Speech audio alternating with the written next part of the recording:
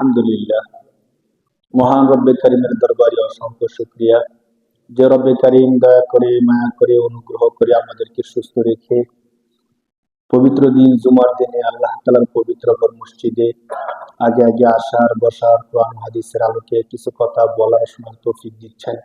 সে রব্বে কারিমের দরবারে মন খুলে প্রাণ খুলে আওয়াজ করে বলি আলহামদুলিল্লাহ। রব্বে কারিম এই পৃথিবীকে সৃষ্টি করছেন, পৃথিবীকে সৃষ্টি করার পরে সুন্দর করে সাজিয়ে এই পৃথিবীর মধ্যে আমাদেরকে প্রেরণ করে রব্বে কারিম ঘোষণা করলেন যে বান্দা, তোমরা কি জানো তোমাদেরকে আমি এই পৃথিবীর মধ্যে কেন সৃষ্টি করছি এবং কেন প্রেরণ করছি? মানুষ যখন বলল যে আল্লাহ কেন আমাদেরকে সৃষ্টি করছেন, কেন আমাদেরকে প্রেরণ করছেন, তখন রব বললেন যে আমি মা খালাকুতুল জিন্না ওয়াল ইনসা ইল্লা লিয়াবুদুন। আমি আল্লাহ তোমাদেরকে সৃষ্টি করার আগে ফেরেশতাদেরকে সৃষ্টি করছিলাম। তারা এমন এক জাতি ছিল যে জাতি সম্পর্কে আল্লাহ নিজে বলতেছেন যে আমি আল্লাহ যখন তাদেরকে যে আদেশ করি তখন তারা সেই আদেশকে প্রতিপালন করে। আমি আল্লাহর আদেশ কখনো তারা কি করে না, লঙ্ঘন করে না। লা ইয়াসুনাল্লাহ মা আমারাহুম ওয়া ইয়াফআলুনা মা ইউমারুন। আল্লাহ বলেন ফেরেশতা হলো এমন একটা জাতি যাদেরকে আমি আল্লাহ যা আদেশ করি তাই করে, এর লঙ্ঘন তারা করে না। তো এত কিছুর পরেও আল্লাহ আমাদেরকে কেন সৃষ্টি করলেন?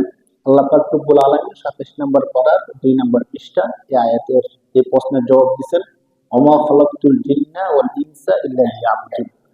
আমি মানুষ তোমাদেরকে সৃষ্টি করছি আমি আল্লাহর ইবাদত করার জন্য। কি করার জন্য ভাই? এই কথা বলছেন কে? আল্লাহ বলতেছেন। 29 নম্বর পারা সূরা মুলক একদম প্রথম আয়াত থেকে আল্লাহ বলতেছেন, তাবারাকাল্লাযী বিয়াদিহিল মুলকু ওয়া হুয়া আলা কুল্লি শাইইন কাদির। কি চমৎকার করে আল্লাহ বলতেছেন, তাবারাকা বরকতময়, কত মহান বরকতময় সেই সত্তা, আল্লাযী তাবারাকাল্লাযী বিয়াদিহিল মুলক, যার হাতে নবমণ্ডল ভূমণ্ডল সারা বিশ্ব জগৎ জাহানের প্রকৃত ক্ষমতা যে সত্তার হাতে, সেই সত্তা কত বরকতময়। সুবহানাল্লাহ, আল্লাহ নিজে বলতেছেন সূরা মুলক 29 নম্বর পারার একদম ফার্স্ট প্রথম আয়াতের মধ্যে, তাবারাকাল্লাযী বিয়াদিহিল মুলকু ওয়া হুয়া আলা কুল্লি শাইইন কাদির। মহান বরকতময়, বরকতের মালিক ওই আল্লাহ যার হাতে সারা বিশ্ব সমগ্র বিশ্ব জাহানের প্রকৃত ক্ষমতা। শুধু এতটুক না, ওয়া হুয়া আলা কুল্লি শাইইন কাদির, পাশাপাশি এই আল্লাহ সব কিছুর উপর সবচেয়ে বেশি ক্ষমতাধর। সুবহানাল্লাহ। আল্লাহ বলেন যে পৃথিবীর মধ্যে যাকে তোমরা সবচেয়ে বেশি ক্ষমতাধর মনে করো, যার মনে করো আরো অনেক বেশি ক্ষমতা, মনে রেখো তার উপরও আমি আল্লাহর ক্ষমতা। সুবহানাল্লাহ। শুধুমাত্র আল্লাহর উপর কারো ক্ষমতা চলে না, বাকি সব কিছুর উপর আমাদের প্রভুর ক্ষমতা চলে। সুবহানাল্লাহ। এবং তিনি হলেন এমন এক সত্তা, আলা কুল্লি শাইইন কাদির, যিনি সকল বিষয়ের উপর সবচেয়ে বেশি ক্ষমতাধর। সুবহানাল্লাহ। তো প্রবল ক্ষমতাধর রব আমাদেরকে কেন সৃষ্টি করলেন, পৃথিবীর মধ্যে প্রেরণ করলেন, এই আয়াতের মধ্যে আরো চমৎকার করে বলতেছেন। ওই আগের আয়াতের মধ্যে বলছেন যে তোমাদেরকে আমি ইবাদত করার জন্য সৃষ্টি করছি, আর এখানে এসে বলতেছেন আল্লাযী খালাকাল মাউতা ওয়াল হায়াতা লিয়াবলুয়াকুম আইয়ুকুম আহসানু আমালা। এই আয়াতের মধ্যে এসে আল্লাহ বলেন এই প্রবল ক্ষমতাধর সব কিছুর উপর রাজত্বের ক্ষমতার মালিক আল্লাহ তোমাদেরকে সৃষ্টি করছেন লিয়াবলুয়াকুম আইয়ুকুম আহসানু আমালা। আল্লাহ পরীক্ষা করার জন্য তোমাদের মধ্যে কে ভালো কাজ করে আর কে মন্দ কাজ করে। আমি আল্লাহ দেখতে চাই। যদি আমি না দেখে, ধরেন আমি আল্লাহ সৃষ্টি করলাম, সৃষ্টি করার পরে কিছু মানুষকে জান্নাত দিয়ে দিলাম, কিছু মানুষকে জাহান্নাম দিয়ে দিলাম, তো যারা জান্নাতে গেল তারা তো মহা খুশি, আর যারা জাহান্নামে গেছে তারা বলবে যে আল্লাহ আপনি আমাদের সাথে একটা বেইনসাফি করলেন। কি? আপনি শুধু শুধু আমাদেরকে কি দিয়ে দিলেন? জাহান্নাম দিয়ে দিলেন। আপনি আমাদেরকে পরীক্ষা করে দেখতেন আমরা কি ভালো কাজ করি নাকি খারাপ কাজ করি। পরীক্ষা স্কুলের মধ্যে আমরা 10 জন স্টুডেন্ট একসাথে লেখাপড়া করি, বার্ষিক পরীক্ষা নেওয়ার পরে কার রোল 1 কার রোল 2 এটা শিক্ষকরা ঠিক করে আমাদের খাতার উপর ভিত্তি করে। এখন যদি ধরেন পরীক্ষার রেজাল্ট না দিয়ে, পরীক্ষা না নিয়ে স্যার বলে দিল যে তুমি 1 তুমি 2 তুমি 3 তুমি 4, তখন হবে কি জানেন? একদম পিছনের বেঞ্চের যে ছাত্রটা একদম লেখাপড়া করতে পারে না সে দাঁড়ায় যায়, বলবে স্যার আপনি তো ইনসাফ করেন নাই। মানে পরীক্ষা না নিয়ে তাকে 1 নাম্বার বলে দিলেন, পরীক্ষা নিলে আমি তো 1 নাম্বার হতে পারতাম, অন্তত 2 3 থাকতে পারতাম না। এই জন্য আল্লাহ বলতেছেন আমি তোমাদেরকে পৃথিবীর মধ্যে প্রেরণই করছি যেন তোমরা আমাকে এই কথাটা বলতে না পারো যে আল্লাহ আপনি পরীক্ষা না করে আমাদেরকে জাহান্নামে দিয়ে দিলেন।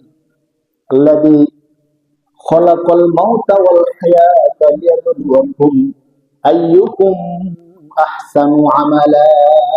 আমি আল্লাহ তোমাদেরকে পরীক্ষা করতে চাই তোমাদের মধ্যে কে ভালো কাজ করে আর কে মন্দ কাজ করে। তোমাদের মধ্যে পৃথিবীর মধ্যে আসার পরে যারা ভালো কাজ করবে আমি আল্লাহ পুরস্কার স্বরূপ তাদেরকে জান্নাত দিব। সুবহানাল্লাহ। পুরস্কার স্বরূপ আল্লাহ কি দিবেন? জান্নাত দিবেন আল্লাহ। আর যারা মন্দ কাজ করো তোমাদের জন্য ভয়াবহ জাহান্নাম। তো আল্লাহ হায়াত এবং মৃত্যু সৃষ্টি করছেন কে? আল্লাহ। এই মৃত্যুর কথা আলোচনা করতে গিয়ে মুফাসসিরিন কেরামগণ উলামায়ে কেরামগণ আরেকটা সূক্ষ্ম একটা বিষয় তুলে নিয়ে আসছেন। আজকে এই বিষয়টা নিয়ে আপনাদের সামনে একটু আলোচনা করব। উলামায়ে কেরামগণ বলেন এই যে আল্লাহ তাআলা মৃত্যু সৃষ্টি করছেন এই বিষয়টা 2 রকমের। মৃত্যুটা যখন আমাদের প্রকৃত মৃত্যু আমাদের কাছে চলে এসে আমাদের রূহটা বের হয়ে যায় আর আসে না, তাকে আমরা বলি স্বাভাবিক মৃত্যু। আর প্রতিদিন প্রয়োজনে আমরা যখন ঘুমাই এই ঘুমটাও একটা মৃত্যু। উলামায়ে কেরামগণ এর ব্যাখ্যা করতে গিয়ে বলেন আমরা যে প্রতিদিন ঘুমাই এই ঘুমটা একটা কি? মৃত্যু। কোরআন শরীফের দলিল আছে বলতেছি। তাহলে উলামায়ে কেরামগণ বলেন একটা তো মানুষের রূহ বের হয়ে যাবে, মারা যাবে, তখন তো মৃত্যু হবে, একটা মৃত্যু। আরেকটা মৃত্যু হলো আমরা যখন ঘুমাই তখন একটা কি হয়ে যায়? মৃত্যু হয়ে যায়। কিভাবে? মানুষ যখন ঘুমায় তখন তার আশেপাশে কি হয় না হয় সে কোনো কিছু টের পায় না। ধরেন একজন মানুষ ঘুমাইতেছে আর পাশে 2 জন মানুষ বসে ঝগড়া করতেছে অথবা তাকে হত্যার পরিকল্পনা করতেছে, ষড়যন্ত্র করতেছে, কোনো কিছু টের পায়? টের পায় না। একটা মৃত্যু মানুষ যেমন কোনো কিছু টের পায় না, একটা ঘুমন্ত মানুষও কোনো কিছু টের পায় না। তাহলে কোরআন শরীফের আয়াতের মধ্যে আল্লাহ তাআলা বলছেন যে ঘুম, মানুষ যখন ঘুমায় যায় আল্লাহ তার রূহটাকে আল্লাহর কাছে নিয়ে যায়। মানুষ ঘুমাইলে তার রূহটা তার সাথে স্বাভাবিকভাবে থাকে না। তখন আল্লাহ বলেন ইউরসিলুল মাউতা, আল্লাহ তাআলা হয়তো তোমাদের রূহকে আবার ফিরিয়ে দেয় অথবা এই রূহকে আল্লাহ তাআলা রাইখা দেন। যদি আল্লাহ তাআলা রূহকে রাইখা দেয় তখন আমরা বলি লোকটা মারা গেছে, আর রূহ যখন আল্লাহ তাআলা আবার ফিরিয়ে দেয় তখন আমরা ঘুম থেকে জাগি। এই ঘুমের জগতে আমরা অনেক কিছু দেখি যা একজন জাগ্রত ব্যক্তি দেখে না। আবার জাগ্রত ব্যক্তি যা যা করতেছে আমরা ঘুমন্ত অবস্থায় তা কিছু আবার করতে পারি না, খাইতে পারি না, চোখে দেখি না, কে কি করতেছে না করতেছে, কোনো কিছু আমরা অচেতন অবস্থায় থাকি। তো আমরা ঘুমের মধ্যে যা কিছু দেখি বাংলাতে আমরা তাকে বলি স্বপ্ন। তাকে আমরা কি বলি ভাই? আরবিতে আরবি শব্দ হলো রুইয়া। তো রুইয়াকে উলামায়ে কেরাম বলছেন এই যে স্বপ্নে আমরা যা দেখি স্বপ্ন, এই রুইয়া আরবি শব্দ এটা 3 প্রকার। কয় প্রকার? 3 প্রকার। আর রুইয়া সালিহা, একটা হলো সত্য এবং সঠিক স্বপ্ন, সত্য এবং সঠিক স্বপ্ন। আরেকটা আর রুইয়া মিনাশ শাইতান, যেই স্বপ্নটা হয় শয়তানের পক্ষ থেকে। কার পক্ষ থেকে? শয়তানের পক্ষ থেকে। আরেকটা স্বপ্ন আছে আর রুইয়া লিতাহাদ্দুসিন নফস, সারাদিন দৌড়াদৌড়ি করছে, ঘোরাঘুরি করছে, হ্যাঁ, কেনাকাটা করছে, বাজার সদাই করছে, ঘুমানোর আগে এগুলো কল্পনা করে, ঘুমানোর পরে এগুলি ব্রেনের মধ্যে ভাসে। দেখবেন বাচ্চারা সারাদিন দৌড়াদৌড়ি খেলাধুলা করছে, তো ঘুমের পরে দেখবেন এই আমার লাঠি দে, ওই দৌড় দে, ওই দৌড়, এগুলো বলে না অনেক সময় ঘুমের মধ্যে দেখবেন এই কথাগুলো বলে। আপনার এই যে সারাদিন যা যা করছে এগুলো আবার বাচ্চারা শুয়ে শুয়ে কল্পনা করে, এগুলি ঘুমের মধ্যে আমরা দেখি। তাহলে স্বপ্ন আমরা কয় প্রকার পাইলাম? 3 প্রকার। কয় প্রকার পাইলাম ভাই? কোরআন হাদিসের আলোচনা একটু বোঝার চেষ্টা করি। 1 নাম্বার হলো আর রুইয়া আস-সালিহা, সত্য সঠিক স্বপ্ন। হাদিসের মধ্যে আসছে এই স্বপ্নটা আল্লাহ তাআলার পক্ষ থেকে আসে। সুবহানাল্লাহ। মুমিন বান্দাদেরকে অথবা আল্লাহ আল্লাহর বান্দাদেরকে সতর্ক করার জন্য, কোন সুসংবাদ দেওয়ার জন্য, অথবা কোন পরবর্তী ভবিষ্যৎ বিষয়ে কোন সতর্কতা বাণী দেওয়ার জন্য আল্লাহ তাআলা মুমিন বান্দাদেরকে দেখান।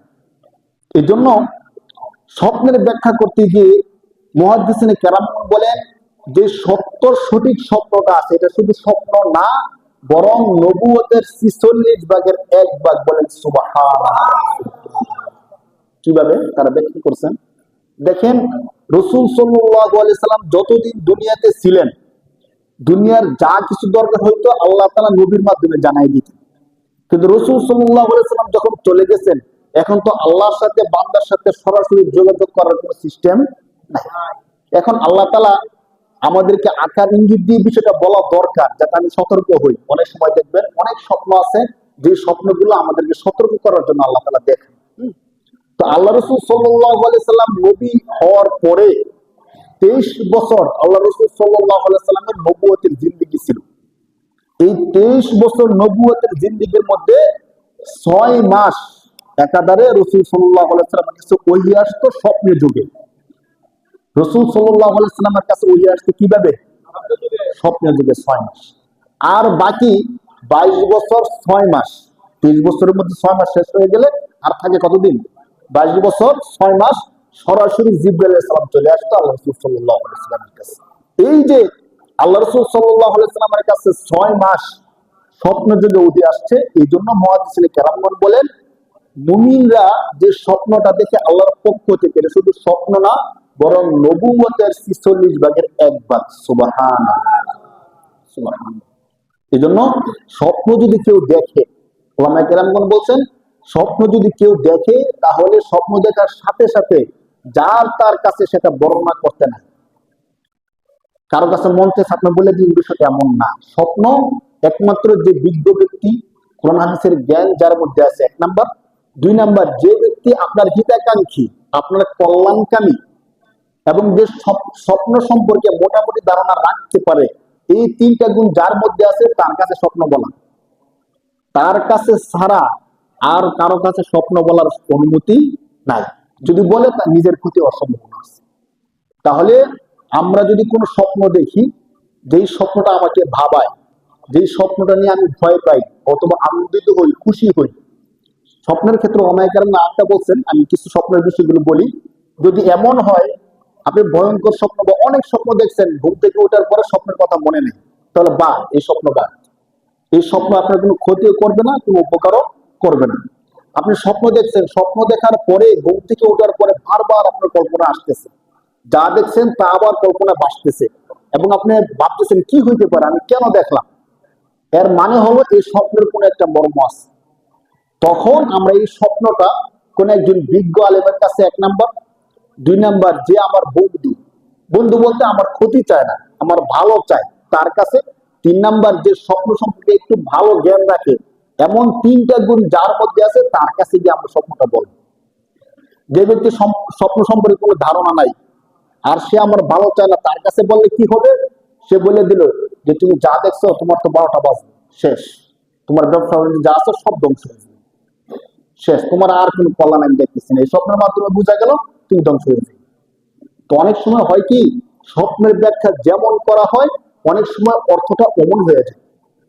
কোরআন শরীফের ১২ নম্বর পারা সূরা ইউসুফের মধ্যে হযরত ইউসুফ আলাইহিস সালামের ঘটনা বর্ণনা করতে গিয়ে আল্লাহ তাআলা বলেন যে ইউসুফ আলাইহিস সালাম যখন জেলখানার মধ্যে যান, তখন তার সাথে ২ জন যুবক জেলখানায় যায়। ২ জন যুবকের মধ্যে অনেক বিশাল ইতিহাস, আমি শুধু সংক্ষিপ্ত ওই গল্পটাই বলবো। ওই ২ জন যুবক জেলখানায় যায়। কোন ২ জন যুবক? যেই ২ জন যুবক, একজন ছিল বাদশার বাবুর্চি, আরেকজন ছিল বাদশাকে শরবত বানায় খাওয়াইতো, শরাব বানায় খাওয়াইতো। এমন ২ জন যুবক জেলখানার মধ্যে যায় ইউসুফ আলাইহিস সালামের সাথে। তো কেন জেলখানায় যায়? তাদের ব্যাপারে অভিযোগ আসছে যে এই ২ জন বাদশাকে হত্যা করার জন্য খাবারের মধ্যে, পানীয়ের মধ্যে বিষ মিশিয়ে গেছে। এই অভিযোগে ২ জনকে বাদশাহ জেলের মধ্যে বন্দী করে তাদেরকে পরবর্তীতে ফাঁসি দেওয়া হবে। তো ইউসুফ আলাইহিস সালাম জেলের মধ্যে যাওয়ার পরে তারা একটা স্বপ্ন দেখে। কি স্বপ্ন দেখে? একজন স্বপ্ন দেখে যে তার হাতের যে আঙ্গুল আছে না, আঙ্গুল থেকে রস বের হচ্ছে, শরবত বের হচ্ছে, সেই শরবত সে গ্লাসের মধ্যে রেখে বাদশাকে পান করাচ্ছে। আরেকজন স্বপ্ন দেখে যে তার মাথার মধ্যে একটা রুটির পাত্র, হ্যাঁ, ওই পাত্রের মধ্যে অনেকগুলো রুটি রাখা আছে, আর কাক, পাখি, পক্ষী ওই রুটি ছিঁড়ে ছিঁড়ে খাচ্ছে। এই দুইজন ব্যক্তি দুইটা স্বপ্ন দেখছে জেলখানার মধ্যে। স্বপ্ন দেখার পরে তো তারা তো ইউসুফ আলাইহিস সালামকে দেখছে খুব ভালো মানুষ, নম্র, ভদ্র, নবীরা তো স্বাভাবিকভাবে এমনই হয়, সত্য কথা বলে, নরম মেজাজের। তো তারা মনে করছে যে এই লোকটা খুবই যোগ্য ব্যক্তি, হতে পারে আমাদের স্বপ্নের ব্যাখ্যা তিনি দিতে পারেন। তখন এই দুই ব্যক্তি ইউসুফ আলাইহিস সালামকে বলল যে আমরা দুইটা স্বপ্ন দেখছি, এই স্বপ্নের ব্যাখ্যা কি হতে পারে আপনি একটু আমাদেরকে বলে দেন। তখন ইউসুফ আলাইহিস সালাম বললেন যে ঠিক আছে, সকালের খাবার দেওয়ার আগে আগে আমি তোমাদেরকে স্বপ্নের ব্যাখ্যা বলবো। বাকি আমি যে তোমাদের কাছে স্বপ্নের ব্যাখ্যা বলবো, এখানে ছোট্ট করে কৌশলে উনি একটা ইসলামের দাওয়াত দিয়ে দিচ্ছেন। কোরআন শরীফের 12 নম্বর পারার 18 নম্বর পৃষ্ঠায় বিস্তারিত আলোচনা আসছে। তো তিনি তখনকার সময় সবাই কুফরি করত, মূর্তি পূজা, শিরিক, অগ্নি পূজা এগুলো করত। তো তিনি তাদেরকে কৌশলে বলে দিলেন, আমি যে তোমাদেরকে স্বপ্নের ব্যাখ্যা দিব এটা আমার পক্ষ থেকে না, আমার যোগ্যতা বলে না, বরং আমার রব আমাকে যা শিক্ষা দিছে ওই দৃষ্টিকোণ থেকে আমি তোমাদেরকে স্বপ্নের ব্যাখ্যাটা দিব। আমি কিন্তু এই যে কাফেররা যা যা করে আমি তা করি না। ইন্নী তারাকতু মিল্লাতা কওমিন লা ইউমিনুনা বিল্লাহি, আমি ওই জাতির ধর্ম পরিত্যাগ করছি যারা আল্লাহর সাথে, মিল্লাতে ইব্রাহিমের সাথে কুফরি করে, তাদের ধর্ম আমি পরিত্যাগ করছি, বরং আমি আল্লাহর ধর্ম গ্রহণ করছি। সুবহানাল্লাহ। তখন ওই দুইজনকে ইউসুফ আলাইহিস সালাম নিজে প্রশ্ন করতেছেন, ইয়া সাহিবাই সিজনি আরবাবুম মুতাফাররিকুন, এই আমার কারা সঙ্গীত হয়, তোমরা বলো একাধিক রব ভালো নাকি একজন রব ভালো? কারোর জন্য ইবাদতের জন্য দুইজন রব ভালো নাকি একজন রব ভালো? স্বাভাবিকভাবে রব ইবাদত করার জন্য কয়জন ভালো? এগুলো বইলে বইলে তাদেরকে দিনের দাওয়াতটা দিলেন। দাওয়াত দেওয়ার পরে তাদেরকে বলতেছেন এবার তোমরা স্বপ্নের ব্যাখ্যাটা শোনো। তিনি কারো নাম নেন নাই, নাম নিয়ে বলতেছেন যে ব্যক্তি দেখছো যে তোমার হাত দিয়ে শরাব বের হচ্ছে আর তুমি বাদশাকে পান করাচ্ছ, তুমি অচিরেই নির্দোষ প্রমাণিত হবা, আর বাদশার দরবারে তোমার চাকরি আবার ফিরে পাইবা, তুমি বাদশার খাদেম হয়ে যাবে। আর যে ব্যক্তি স্বপ্ন দেখছো যে তোমার মাথার উপর রুটির একটা পাত্র, ওই পাত্রের মধ্যে রুটি আছে আর কাক পক্ষী ওই রুটিগুলো ছিঁড়ে ছিঁড়ে খাচ্ছে, তুমি দোষী প্রমাণিত হইবা। এই দোষের কারণে বাদশা তোমাকে শুলে চড়াবে, ফাঁসিতে চড়াবে, আর দীর্ঘদিন তোমাকে ফাঁসির কাস্টে ঝুলাইয়া রাখবে, এমনকি তোমার শরীর পচে যাবে, পাখি পক্ষী তোমার শরীরের গোশত ছিঁড়ে ছিঁড়ে খাবে। এই স্বপ্নের ব্যাখ্যা বলার পরে ভয় পেয়ে গেছে তারা। তখন তাফসীরের মধ্যে আসছে কেউ কেউ তারা বলতে শুরু করে দিচ্ছে, না আমরা স্বপ্ন দেখি নাই, আপনার সাথে এমনি একটু মজা করলাম বা এমনি আপনাদেরকে বলছি।